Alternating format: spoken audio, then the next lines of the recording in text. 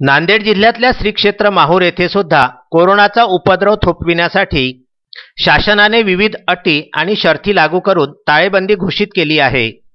त्यामुळे उद्योगधंद्यांसह सर्व प्रकारची कामे ठप्प झाल्याने हातावर पोट असलेल्या कामगारांवर उपासमारीची वेळ आलेली असून नाईलाजास्तव अनेकांना कुटुंबाचा उदरनिर्वाह भागविण्यासाठी गावठी दारू काढण्यावर भर दिला असल्याची बाब दिनांक 3 एप्रिल रोजी माहूर पोलिसांनी काही दिवसांपूर्वी टाकलेल्या धाडीने उघड झालेली आहे। राज्य उत्पादन शुल्क विभागाचे अधिकारी बोधनवाड यांनी आपल्या चमूसह तालुक्यातील बार, बियर शॉपी व देशी दारू दुकानांना भेटी दिल्या, परंतु शासनाने घालून दिलेल्या नियमांचे सर्रास उल्लंघन होत असतानाही कुणावरही कार्यवाही केली नसल्याने उलटसुलट चर्चेला पेव फुटले आहे।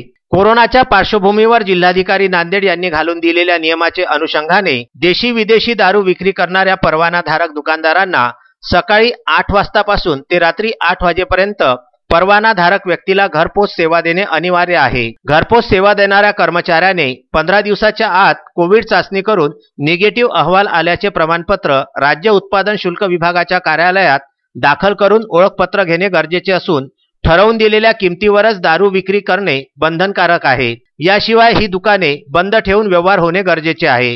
मात्र हे सर्व नियम धाब्यावर बसविलेले असतानाही संबंधित विभागाचे अधिकारी या दुकानदारांना एकत्र बोलावून चर्चा करून कार्यवाही न करताच आपले चांगभले करून निघून गेल्याच्या चर्चेला उधाण आले आहे।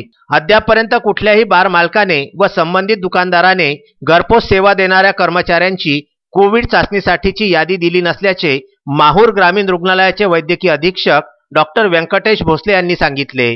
तर आपल्याकडे दारू विक्रेत्यांनी कुठलीही यादी दिली नाही, तसेच किनवटला काम असल्याचे सांगून काही लोकांनी तशी चाचणी अहवाल 21 एप्रिल रोजी नेल्याची माहिती प्राथमिक आरोग्य केंद्र वाई बाजारचे वैद्यकीय अधिकारी श्रीनिवास हुलसुरे यांनी दिलेली आहे।